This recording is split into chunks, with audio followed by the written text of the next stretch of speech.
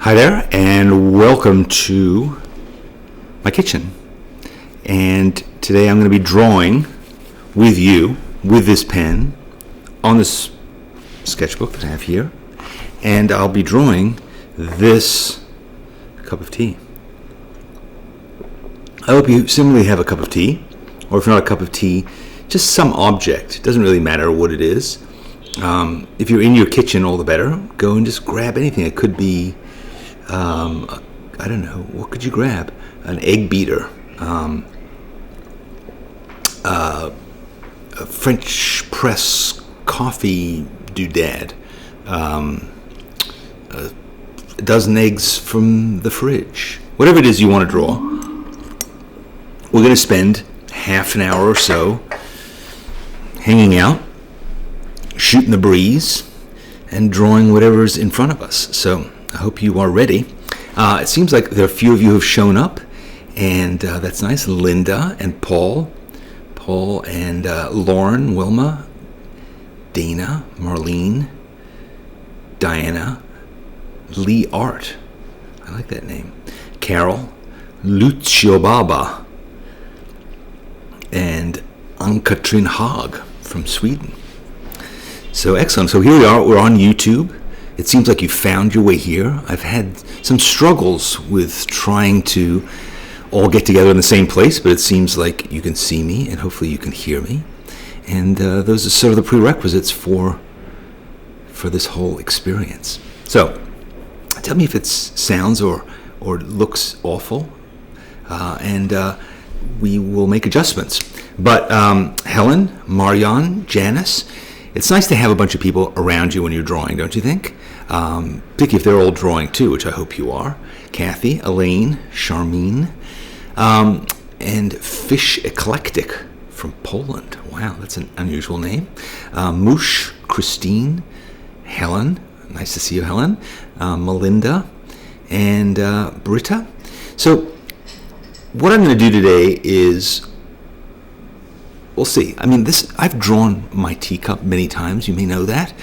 In fact, I went through a period where I drew my teacup every single morning, and I filled up a whole sketchbook just about with dozens and dozens of drawings of the same teacup from the same angle.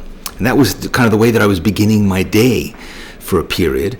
It was sort of nice contemplative thing. I mean, my teacup is quite nice looking, and it has kind of ornate decorations on it, so you can kind of get into it and meditate and spend some time really just being here, being present, sipping tea and drawing, which is, a nice thing to do.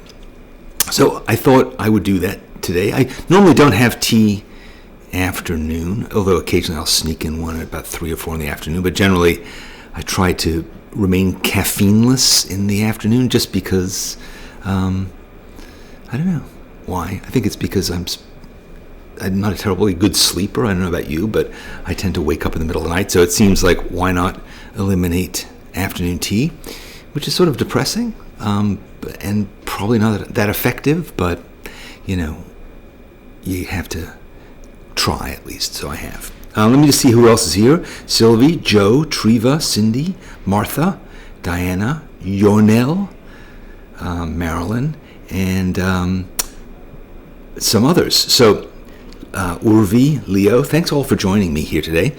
And so here's what I think I'm going to do.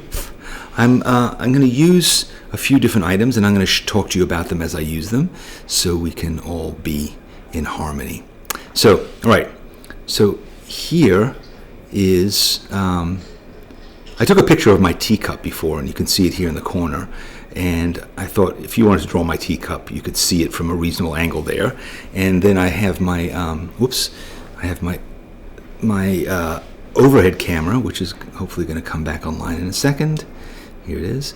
So here's my overhead camera that's going to show us my pad. And Jan, hello, Sang Sub Lee from South Korea. Nice to see you too. Janine and Karen, Pauline from London. It's tea time. Good. A pot of fresh mint tea. Very nice. Very nice idea.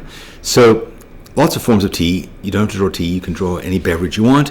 As I said earlier, feel free to just grab an object. That's really the idea of what we're going to do today, is to just say, let's just spend a little time contemplating something and drawing it together. So if you have a vase of flowers, if you want to take your shoe off and put it on the table, if you have some kitchen appliance that is begging out to be drawn, I drew my stove yesterday. It was quite fun. Toaster oven I've drawn, my kettle, various other things. So there's all kinds of interesting, complicated things in one's kitchen that you can use to draw. So Jesus is going to draw his coffee mug. Excellent. So let's get to work, shall we? All right, here we go. And there. So there's my teacup, if you'd like to draw it. And there I am in the corner. And let's get to work. So here I'm drawing with this Unipin, which is a fairly fine pen. It's a 0.3, and I like the Unipin. It's a technical pen, which means that it doesn't have a huge amount of flexibility, which is fairly nice for drawing something sort of solid and rigid like a teacup. So the way I like to start generally with my teacup is I start on this side, on the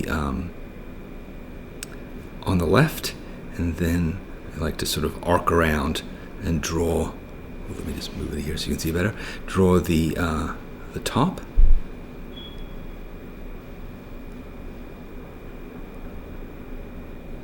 and then I get to where the top of the handle is, and come around there, and the handle is, so I'm basically drawing a contour drawing of the outside of the whole arrangement.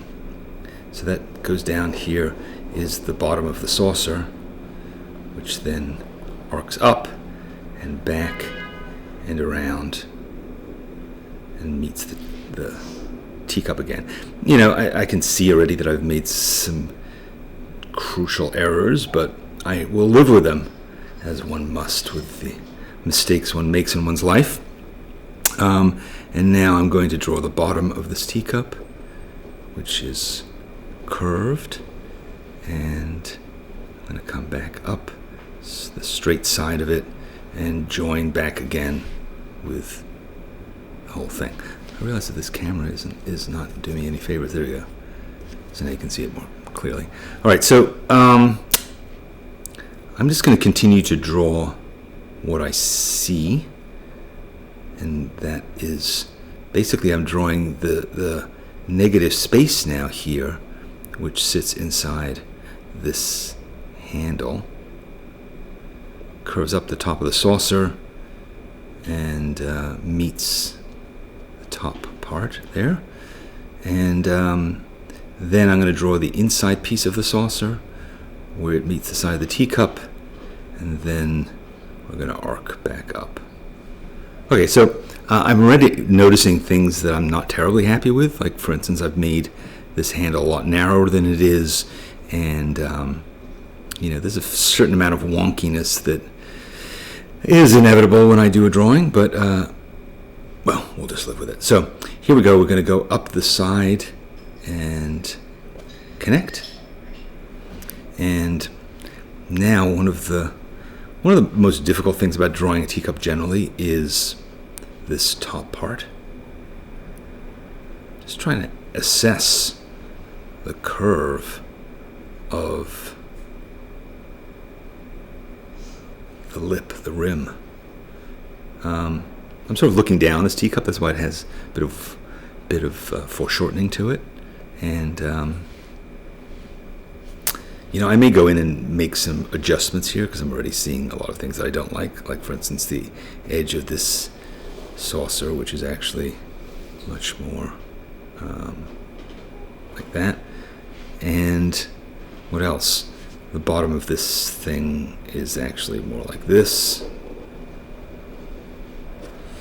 So anyway, those are minor things that I'm going to be able to kind of make disappear, I think, with time, with more lines, more work. And now I'm just going to draw the surface of the tea itself, and there's that. So, all too often when we draw things like teacups, we think of the bottoms of them as being flat because they sit flat on the table, whereas of course they are round. They're round from our perspective because they disappear backwards, and also the top is completely round. And generally the curve of the bottom is fairly much like the curve of the top. It's consistent there. So that's one way of just checking that you haven't made some horrendous blunder by doing that. And you can also see that my line here needs to join up there. Anyway, so I could endlessly critique this, but rather than do that, why don't I just continue drawing? So hopefully you are now at work on your own drawing and are completely ignoring this mess that I'm making. That's fine. So now I'm going to start drawing some of the decoration on this cup, and I'm going to start by drawing cherries. There's a whole bunch of cherries here, and the trick really is to make sure that I distribute these bits of the decoration kind of accurately around all the bits, that I don't end up with all of my decorations clustered in one place, or that I run out of space, but that's okay. So here's another cherry, a little highlight, and here is a leaf.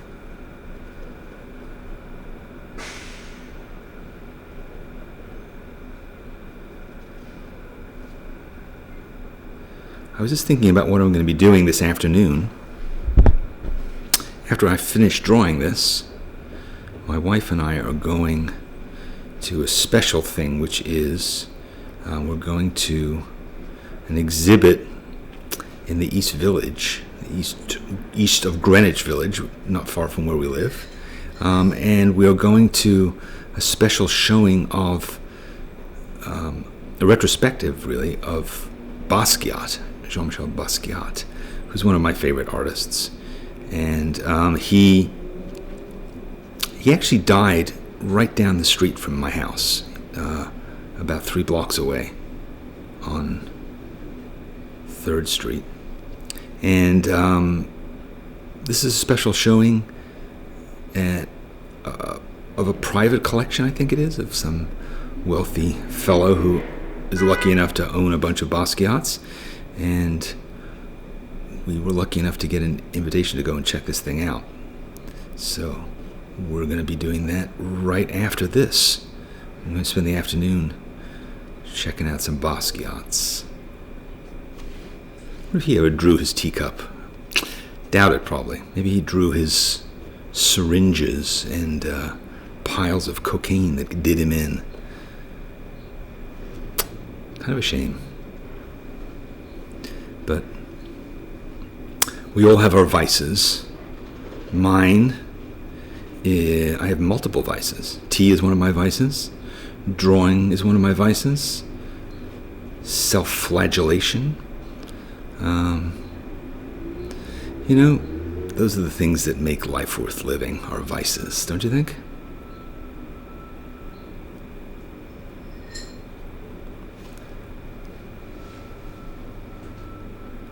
can see why I've spent a lot of time drawing this teacup, because it's really kind of a deep subject. It has a lot of things to it, and the art that's on this teacup is really quite beautiful. I hope you agree. And even though I've drawn this, and I have another teacup that has roses on it that is sort of from the same series. I think it was done by a different artist, but it is equally interesting to draw.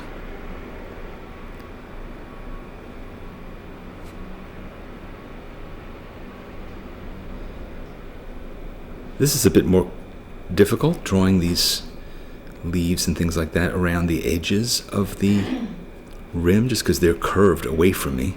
And they're also curved because they're leaves that are curved. So there's a lot of different curvatures going on. And these cherries are super foreshortened by virtue of the fact that they're right at the very edges here. So be particularly attentive there.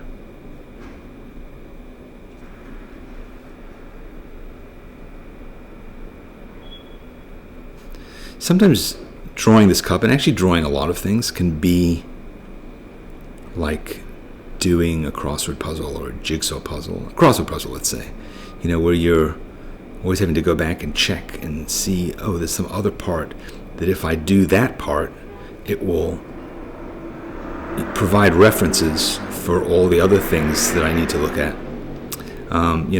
So going back and forth and constantly checking, where does this cherry sit relative to some of the others, so that I know that I'm on track to fit all the different elements proportionally,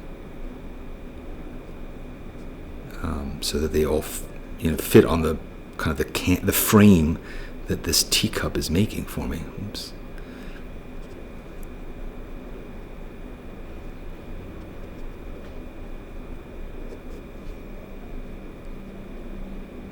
I feel sort of Bob Rossian today, talking about this drawing while I'm making it.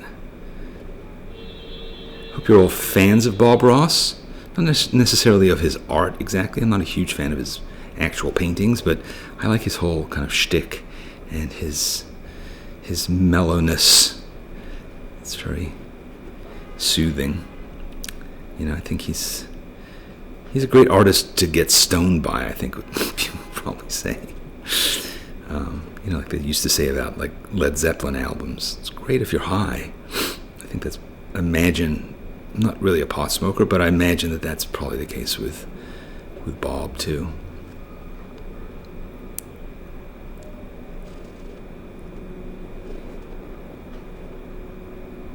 I think almost all of his videos, or all of them, are now available on demand. I think it began with the PBS network maybe, but I think now you can get them on either Netflix or Hulu or one of those kinds of things, so you could just sit there and watch them. Again, I just don't know how much you actually learn about painting from Bob, but you certainly learn about the anesthetic virtues of making art, the sense that it can relax you and potentially put you to sleep. I wouldn't actually try falling asleep while painting. That's probably quite a dangerous thing to do. Put your eye out with a paintbrush or accidentally fall into the turpentine, but it certainly has a soothing quality to it.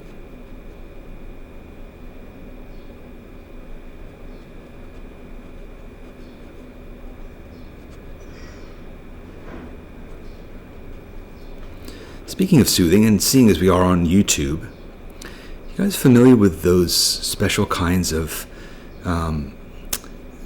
videos that have this really unusual sonic quality, where people who listen to them get all kinds of like body tingles and vibrations from listening to other people brush their hair? Do you know what I'm talking about? It's called something like, it's not DSLR, but it's sort of that kind of a thing. It's some acronym, and I'm adding an extra cherry in there just because it looks naked, but I think I'm cheating. Hi, Jory. Welcome from Chicago. I'm here in New York City, where it is spring.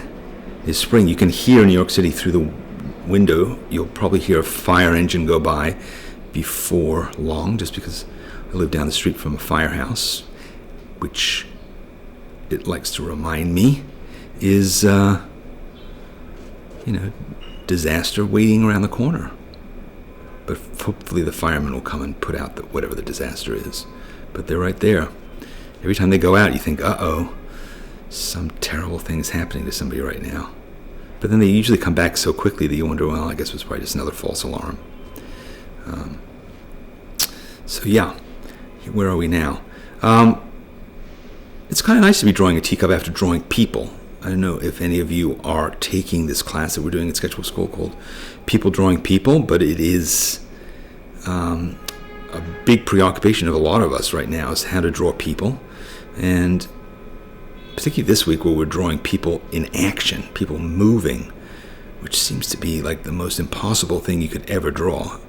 How do you capture somebody who is, talking animatedly or walking or dancing or, any of the other things that you'd like to draw people doing, but they seem absolutely impossible. So that's what we've been focusing on this week.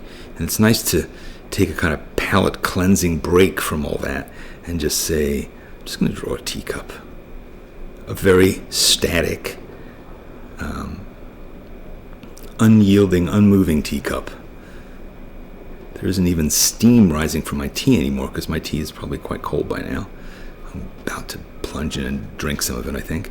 But yeah. How's your drawing coming along?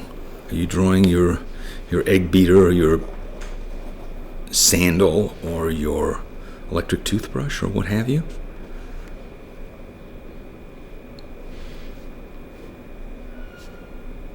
So, Marilyn, you're scared of drawing moving people. I understand that. It is terrifying. It's amazing to think how scared we can get by something like that. But it's a challenge. So that's kind of the outline of it. Let me have a sip of tea now.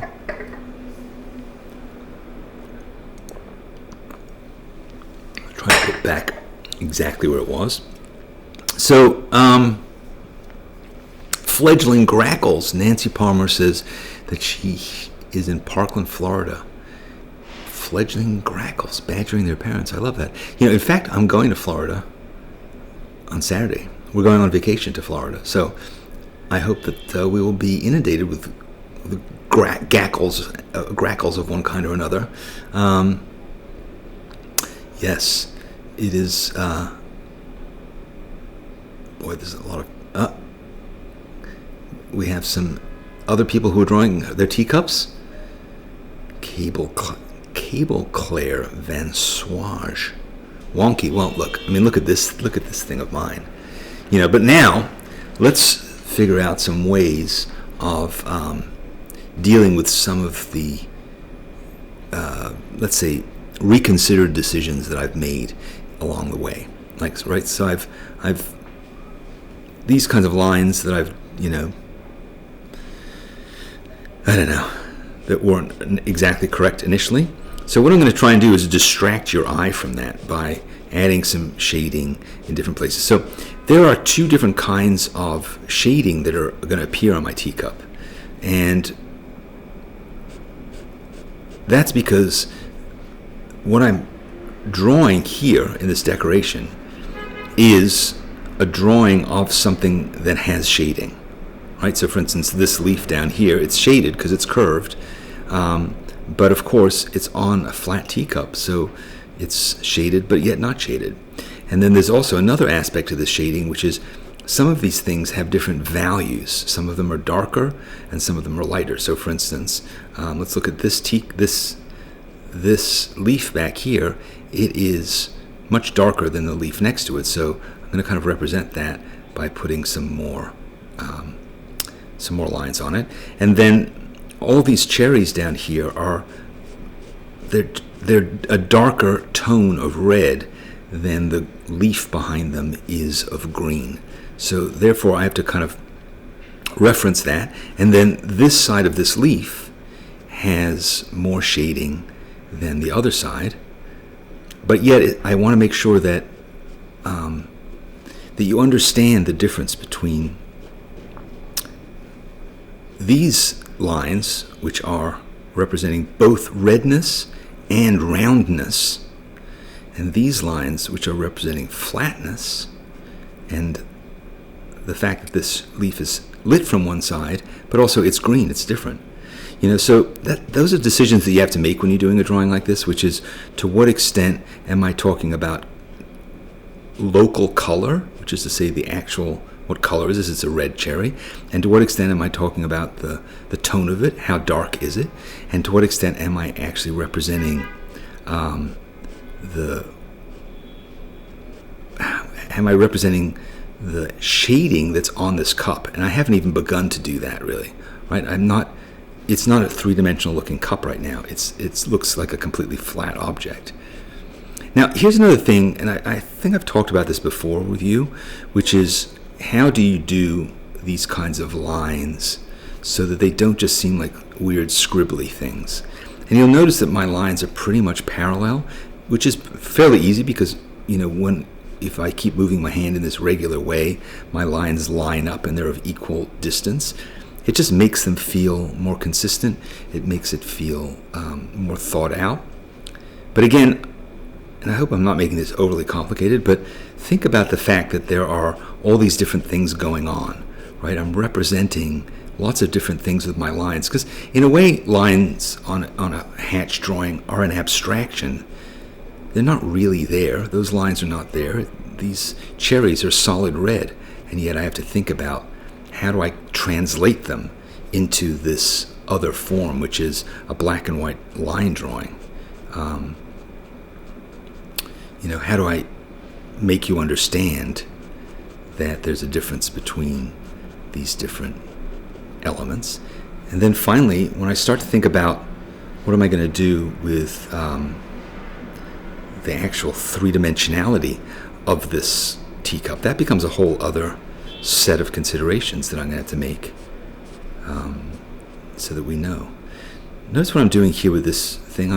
With this leaf, I'm curving, because this leaf looks very curved, and so I'm curving my lines to represent that. The same with this one here.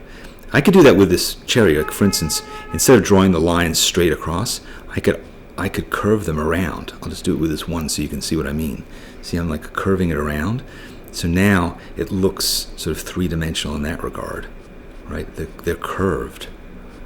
And then there's a highlight right there, and I'm just going to leave a blank space there. So now that looks like a more three-dimensional kind of deal. And then this cherry, which is an interesting cherry because it's you probably can't see it, but it's partly red and partly yellow, almost as if it wasn't quite ripe. And that has a different value to it as well.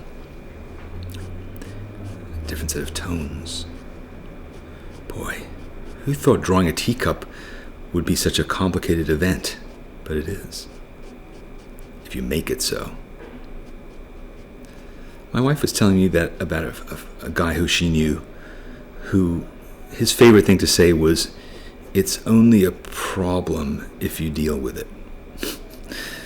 And I'm not sure how that philosophy worked out for him, but it's sort of an interesting point, which is like, if you just ignore things, I guess you don't have to deal with them. And then your life is wonderful and problem-free because you refuse to acknowledge you have problems. I don't know. I don't really have that ability. Would that I did.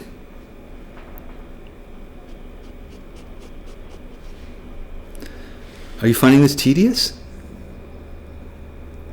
Pam Waller is with us. Hi, Pam. Yes, you're watching Danny Gregory. Well, you're not. You're watching my hand and my teacup. But thanks for joining us today. I hope that you're having a pleasant time. I hope that you'll consider drawing some object too with me. The whole idea here is I'm not really trying to give you any sort of a drawing lesson. I'm on my break. I am just simply drawing and jabbering as I do it. So I hope that this is just more of a source of either amusement, light entertainment,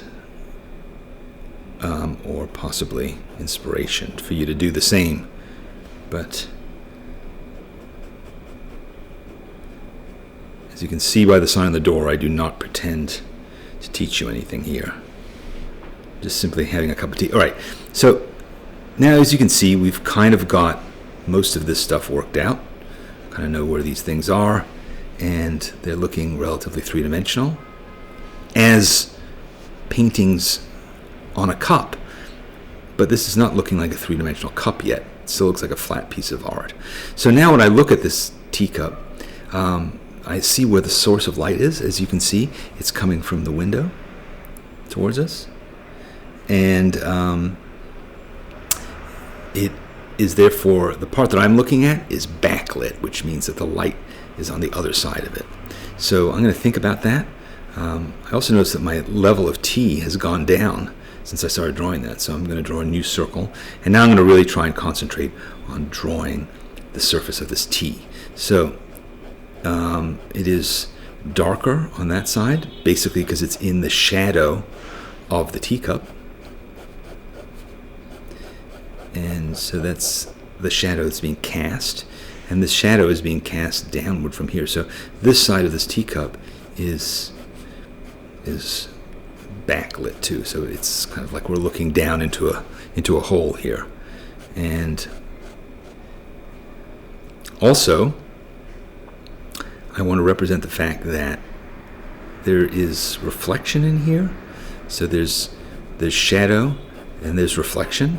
And also I want to represent the fact that this T is darker, because it's kind of a darkish brown, is darker than the cup that it's sitting in, which is white.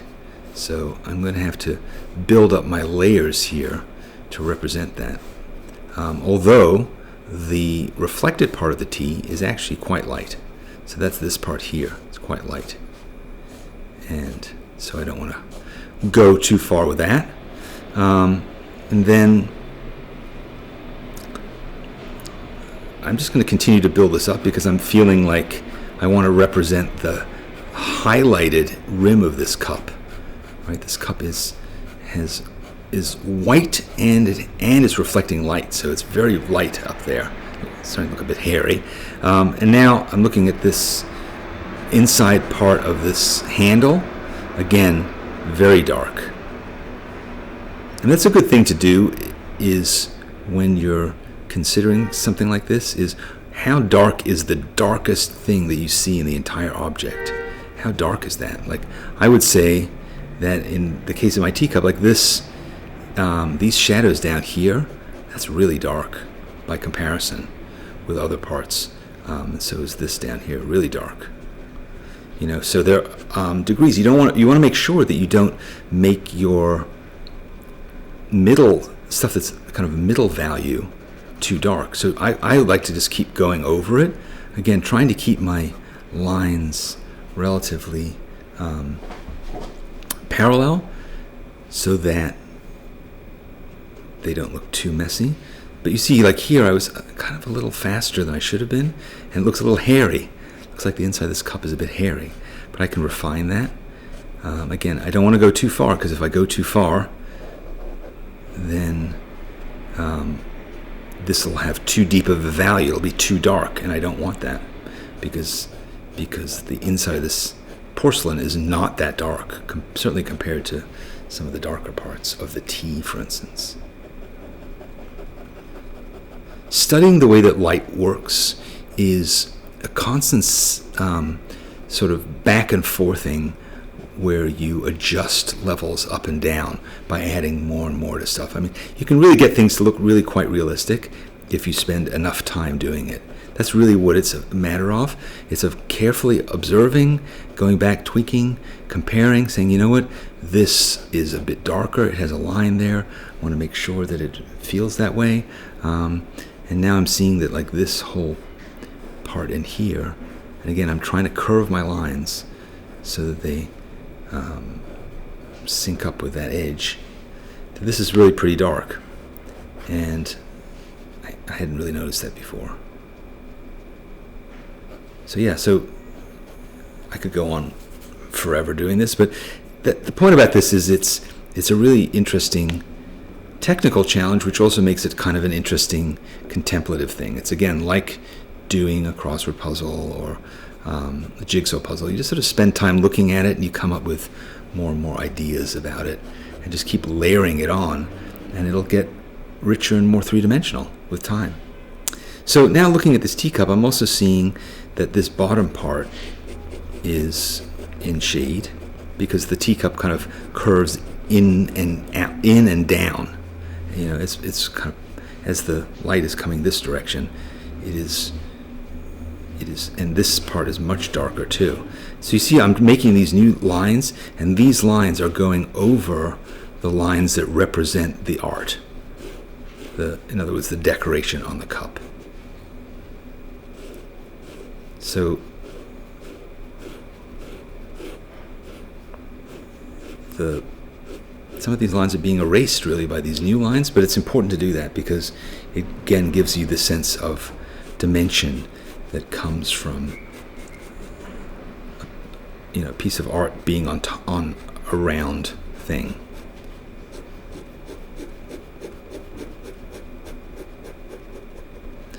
So even though I'm now going in a different direction, I'm still trying to keep my lines parallel. That's sort of an important part of keeping this thing feeling round. Another thing that will help to make this feel three-dimensional is that the cup is casting a shadow.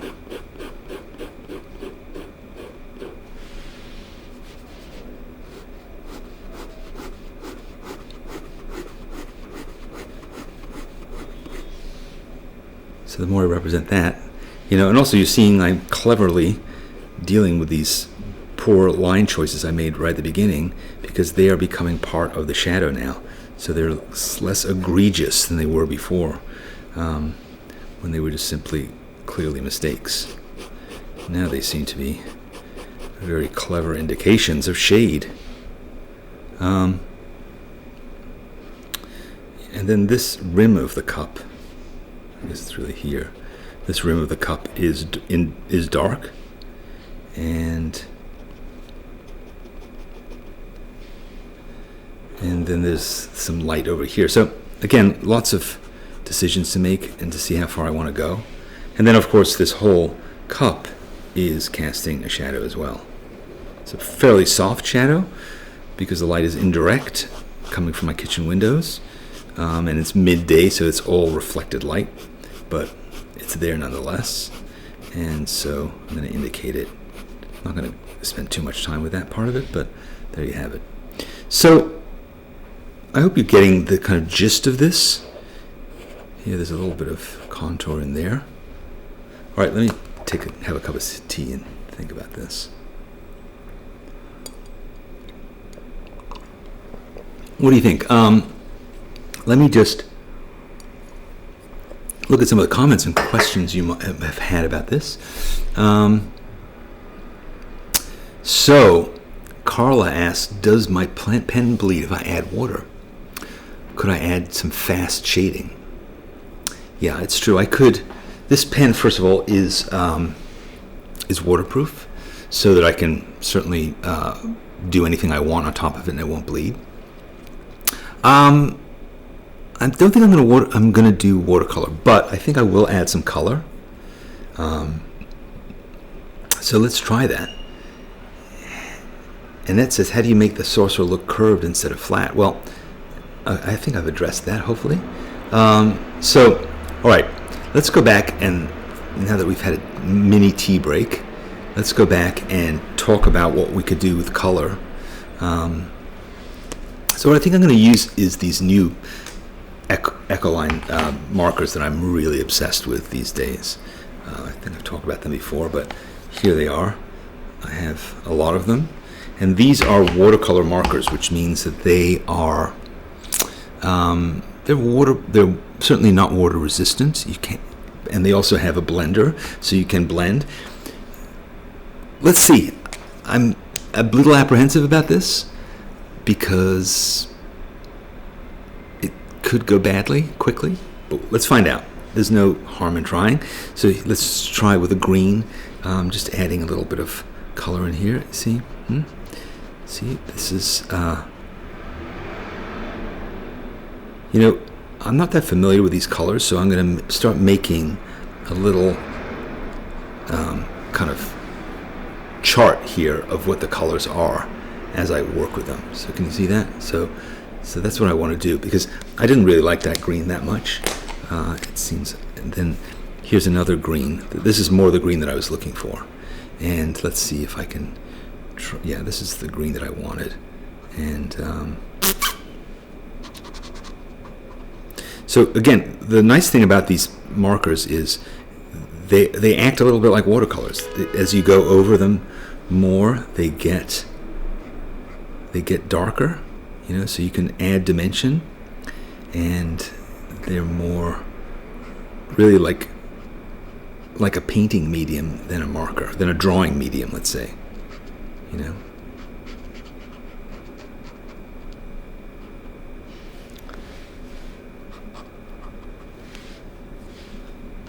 I seem to picking up a little tiny bit of the ink, which is weird because these are waterproof pens. I mean, the Unipin is waterproof, and you can see that it's not really running, but it's just picking up the slightest bit of that color, which is fine.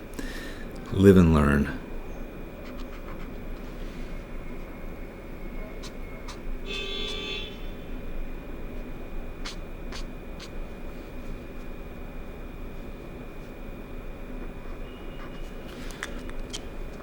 These markers do make life easier than doing all that cross-hatching, but I like the combination.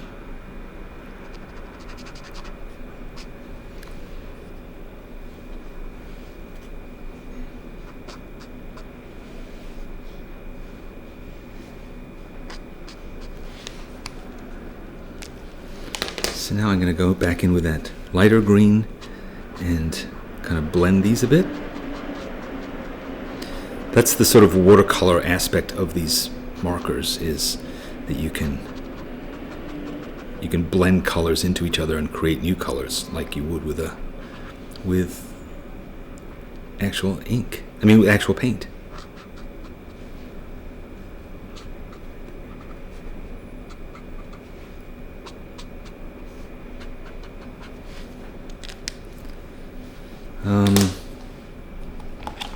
And then there's this thing, which is a blender pen.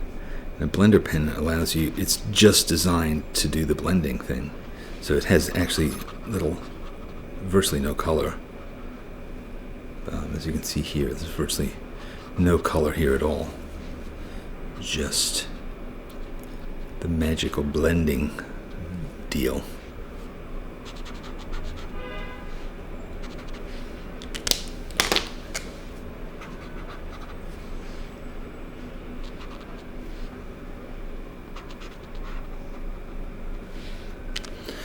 All right, let's introduce some red, and then not make a mistake. Whoop, you see? That red looked right, but it's horribly brown. Let's try this next one. Not too bad. And then this one, kind of deep. Yeah, I think this orangish red is the right one. Here's another version of orange red. So I think those three will do well, and I have more of a dead-on orange. No, that's not right at all. Okay, so cool. Let's go and add some of this. See how this works out for mon chéri amour, my cherries.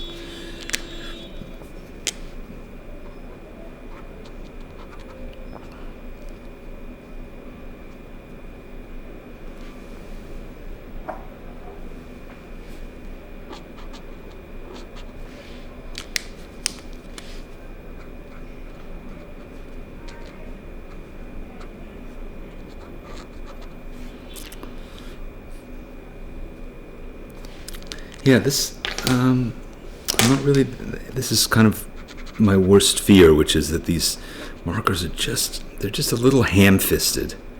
And I try to treat them in a really delicate way. But a lot of times the way I like to use these markers is like, let me just show you, it's like to just do like a nice drawing that's really, to draw lines that are simple. So, to draw a teacup. This is more cartoony, and I'm kind of using them in this sort of subtle way.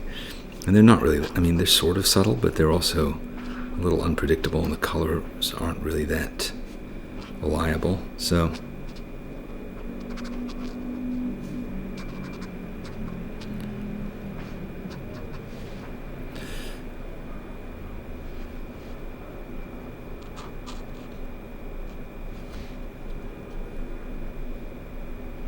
well,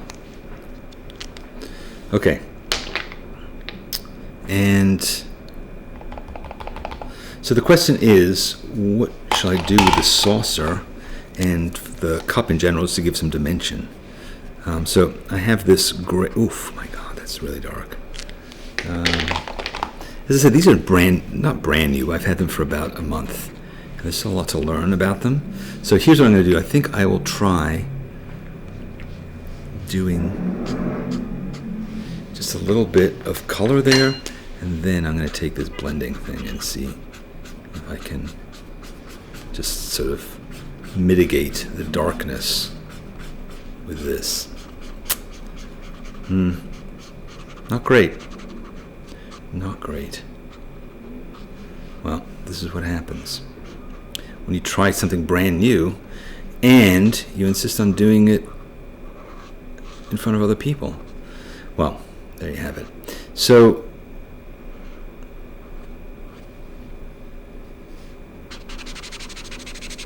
this blender, because it's picked up all that gray, it's now behaving like a much lighter gray marker, which has some value to it.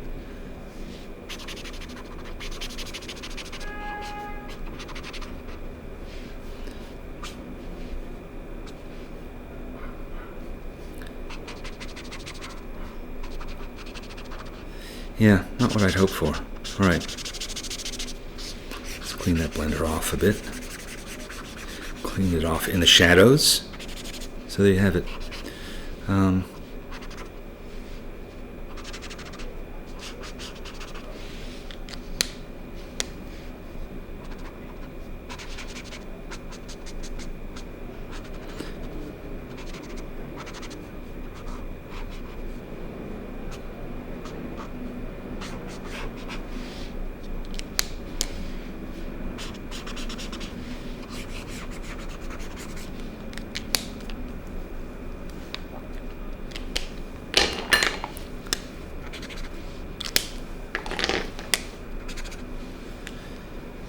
All right, well, let's try and make up for it with some tea.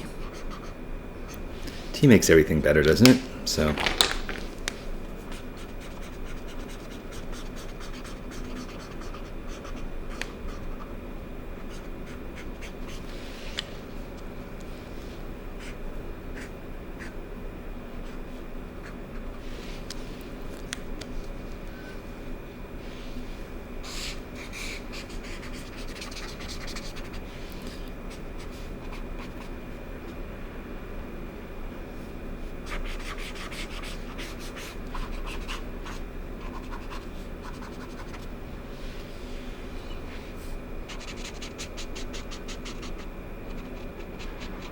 yeah, now this paper is starting to... This is not a very good sketchbook that I'm drawing in, unfortunately. And the paper does not like all this. It was really designed for drawing and not for putting all this marker stuff on it. So it's gotten a little unhappy there, but there you have it. So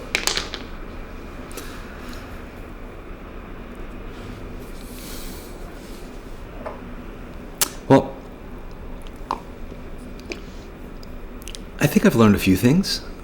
One is that it's that there's something very kind of contemplative and mindful about drawing your teacup, but there's something sort of stressful about trying out new materials that you don't really know that much about. So that was kind of the collision that I just experienced. And I could probably go back in and keep working on this, but honestly, I'd rather just do a new drawing. And plus, I'm going to go to this Basquiat show. And Basquiat, to me, is like such a master of like these bright colors and randomness and energy in everything that he does, and that's really what appeals to me. So this kind of fiddliness isn't really what I'm in the mood for. So that's my excuse for today for this drawing. Anyway, so I've given you as many excuses as I can for why I don't love my drawing, but instead I think I'll go off and do another one, and maybe I should draw with a color first. That's a thought. Draw the color first and then draw the line on top of it. Could be another approach. Anyway, so thanks for joining me today, and I think maybe next week we will draw people again. Should we? Oh no, I'm sorry. Next week I won't be here. I'll be on vacation. I'll be in Florida. I'm going to be drawing there. I'm taking my iPad, which is my favorite thing to draw with these days, and I'm going to be drawing palm trees and fat novels and people in bathing suits and cocktails and nap time and things like that. So anyway, let's meet 2 weeks from now. Let's meet again on Thursday, or Mini Friday, as some have been known to call it. Let's meet then. Let's start a fresh drawing. And in the meantime, I'll think of something that would be fun for us all to draw, for us all to have a go at. Maybe we will draw lots of people very fast, so there's not even time to think. So maybe that's what we'll do. Maybe I'll set up a thing where we'll have a new person to draw every minute or 90 seconds, and we have to rattle through a whole bunch of those and see what that's like. Because a lot of times that's my favorite kind of drawing, rather than labored working on a drawing for a long time, just slapping it down, having that first reaction. So let's try that kind of drawing maybe next time. But let's see how I feel when I come back from vacation. I may have a completely different perspective on life, and let's see. So thanks very much for joining me, and I hope that you will have time to do some more drawing on your own today, tomorrow, for the rest of the week, for the rest of your life. Thanks for joining me, and thanks for drawing with me today. See you later. Bye-bye.